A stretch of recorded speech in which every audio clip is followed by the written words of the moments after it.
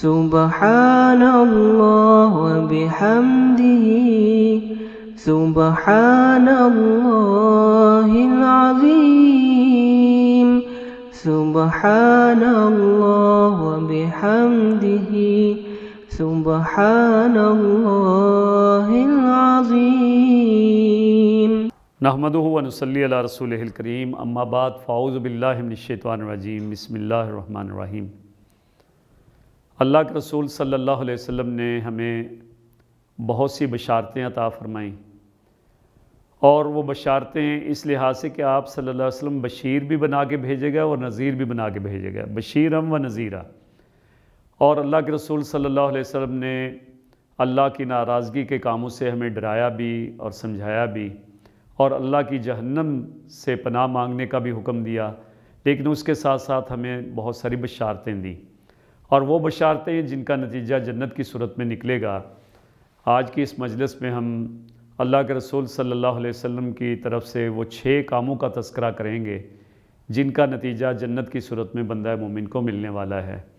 اور اگر ہم خلوص نیت کے ساتھ ان باتوں کے اوپر عمل کریں تو انشاءاللہ العزیز ہم اللہ سے یہ توقع رکھتے ہیں کہ اللہ پاک ہمیں معاف فرما دے گا، ہم سے راضی ہو جائے گا،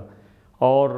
اپنی رضا کے نتیجے میں ہمیں اپنی جنت کے اندر داخل کرے گا، اور یقیناً ہم یہ امید رکھیں گے اللہ پاک ہمیں اپنا دیدار کروائے گا۔ وہ 6 باتیں یہ ہیں۔ اللہ کے رسول صلی اللہ علیہ وسلم سے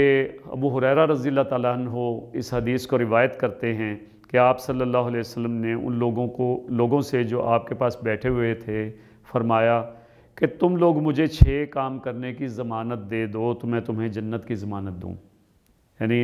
یہ 6 کام تم ان کی ضمانت دے دو، اور اس کے نتیجے میں تمہیں خوشخبری دیتا ہوں کہ تمہیں اللہ پاک جنت عطا فرمائیں گے۔ لوگوں نے پوچھا کہ اللہ کے رسول صلی اللہ علیہ وسلم وہ 6 کام کون سے ہیں؟ تو آپ نے فرمایا وہ یہ ہیں۔ پہلی بات جو اللہ کے رسول صلی اللہ علیہ وسلم نے فرمایا قال الصلاۃ، نماز، یعنی سب سے پہلی چیز جو ہے جو 6 کاموں میں شامل ہے وہ نماز ہے، کہ بندہ 5 وقت اللہ کے حضور جھک جائے اور اللہ کے حضور جو ہے وہ سجدہ ریز ہو جائے، تو گویا یہ وہ پہلا کام ہے جو رب کو پسند ہے اور جس کے نتیجے میں انشاءاللہ جنت بندے کی منتظر ہوگی۔ اور دوسرا کام جو اللہ کے رسول نے فرمایا والزکاۃ، وہ زکوٰۃ ہے، کہ یعنی زکوٰۃ کی ادائیگی، جیسا کہ اللہ نے حکم دیا، اللہ کے رسول صلی اللہ علیہ وسلم نے اس کی وضاحت فرمائی کہ اپنے مال میں سے ایک خاص حصہ وہ اللہ کی راہ میں اللہ کے بندوں کے اوپر خرچ کیا جائے۔ تو گویا یہ وہ دوسری چیز ہے جو اللہ کے رسول صلی اللہ علیہ وسلم نے جنت کی ضمانت کے حوالے سے ارشاد فرمائی۔ اور تیسری بات والامانہ، کہ امانت جو ہے اس کے اندر خیانت نہ کی جائے، امانت جو ہے وہ پوری طرح سے ادا کی جائے۔ تو گویا یہ وہ تیسرا کام ہے جو کہ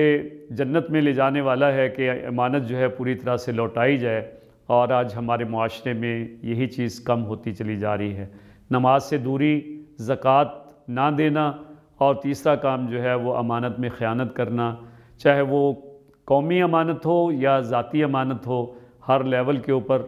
یہ کیفیت بڑھتی چلی جا رہی ہے کہ نماز سے بھی دوری، روزے سے بھی دوری، اور زکوٰۃ کی ادائیگی سے بھی دوری، اور امانت میں خیانت کرنا، جبکہ اللہ کے رسول صلی اللہ علیہ وسلم نے تیسری بات جو فرمائی ہے وہ یہ امانت کے بارے میں فرمائی ہے کہ امانتوں کو جو ہے وہ ادا کیا جائے اور ان میں خیانت نہ کی جائے۔ اور چوتھی چیز جو اللہ کے رسول صلی اللہ علیہ وسلم نے فرمائی وہ والفرج ہے، یعنی شرمگاہ، یعنی شرمگاہوں کی حفاظت کرنا، شرم و حیا کو پیش نظر رکھنا، اور اللہ کی حرام کیے ہوئے راستوں سے رک جانا اور اللہ کے حلال کیے ہوئے راستے کو اختیار کرنا۔ تو گویا شرمگاہ کی حفاظت، اور اللہ کے رسول صلی اللہ علیہ وسلم کے دوسرے فرمان کے مطابق اللہ کے رسول صلی اللہ علیہ وسلم نے فرمایا کہ تم مجھے 2 چیزوں کی ضمانت دے دو، میں تمہیں جنت کی ضمانت دیتا ہوں۔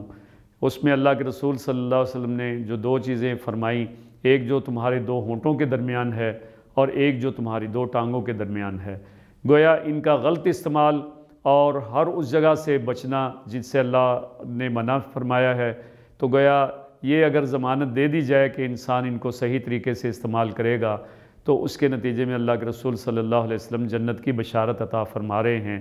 اور اگلی بات والبطن، یعنی پیٹ کے اندر انسان کے کیا جا رہا ہے، حلال ہے یا لقمہ حرام ہے،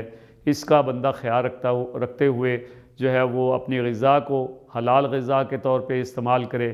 اس لیے کہ جو جسم حرام سے پلا ہوا ہو اس کے بارے میں اللہ کے رسول صلی اللہ علیہ وسلم کا ارشاد گرامی ہے، جس کا مفہوم یہ ہے کہ بندہ خانہ کعبہ پہ پہنچتا ہے، وہاں جا کے اللہ پاک سے دعائیں مانگتا ہے، لپٹ لپٹ کے دعائیں مانگتا ہے، ربی یا ربی یا ربی، لیکن اللہ کے رسول صلی اللہ علیہ وسلم کے فرمان کا مفہوم یہ ہے کہ وہ اس کی دعا کیسے قبول ہو کہ جس کا لباس حرام، جس کا کھانا حرام، جس کا جسم جو ہے وہ حرام سے پلا ہو، تو اس کی دعا کیسے قبول ہو سکتی ہے؟ اس لیے لقمہ حرام سے بچتے ہوئے اپنے پیٹ کے اندر صرف حلال چیز کو ڈالنا تو یقیناً یہ جنت کی طرف لے جانے والا عمل ہے۔ اور آخری بات جو اس حدیث میں بیان فرمائی واللسان، وہ زبان کا معاملہ ہے کہ یہ زبان جو ہے یہ غلط بات زبان سے نہ نکالے، غلط وعدہ نہ کرے، جھوٹ نہ بولے، اللہ کی نافرمانی کی بات زبان سے نہ نکالے، اچھی بات اس زبان کے اوپر آئے اور اللہ کا ذکر اس زبان کے اوپر آئے اور اللہ کے حکموں کی بات اس کی زبان کے اوپر آئے۔ اور یہ 6 چیزیں جن کا اللہ کے رسول صلی اللہ علیہ وسلم نے ذکر کیا، یعنی الصلاۃ والزکاۃ والامانہ والفرج والبطن واللسان، گویا یہ 6 چیزیں وہ ہیں کہ یعنی نماز پڑھنا، زکوٰۃ ادا کرنا، امانت میں خیانت نہ کرنا، شرمگاہ کی حفاظت کرنا، اور اس طرح سے پیٹ میں کو لقمہ حرام سے بچانا اور اپنی زبان کی حفاظت کرنا، یہ وہ 6 کام ہیں جن کے بارے میں اللہ کے رسول صلی اللہ علیہ وسلم نے یہ بشارت عطا فرمائی کہ یہ جنت میں لے جانے والے کام ہیں۔ اللہ تعالیٰ سے دعا ہے کہ ہمیں اپنی 5 وقت کی نماز باجماعت ادا کرنے کے اللہ ہمیں توفیق عطا فرمائے، پوری زندگی اللہ تعالیٰ ہمیں صاحب استطاعت بنائے اور زکوٰۃ ادا کرنے کی ہمیں توفیق عطا فرمائے، اور اسی طرح سے اللہ ہمیں توفیق دے کہ ہم لوگوں کی امانتوں کے اندر خیانت نہ کریں، اپنی ذمہ داریوں میں خیانت نہ کریں اور اپنے معاملات میں خیانت نہ کریں، اور اسی طرح سے اپنی شرمگاہوں کی حفاظت کریں، اپنے جسم کو لقمہ حرام سے بچائیں اور اپنی زبان کی حفاظت کرتے ہوئے، اس لیے کہ اس کے بارے میں کہا جاتا ہے کہ یہ ملکہ جہاں ہے، یعنی زبان ملکہ جہاں ہے، اگر اس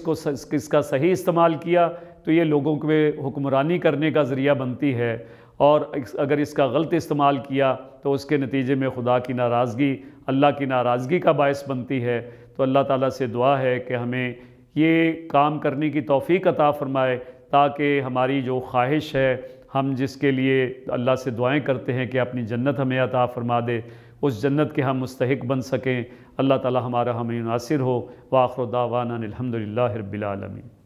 اللہم صلی علی سیدنا محمد وعلی آلہ وصحبہ وسلم۔ اللہم صلی علی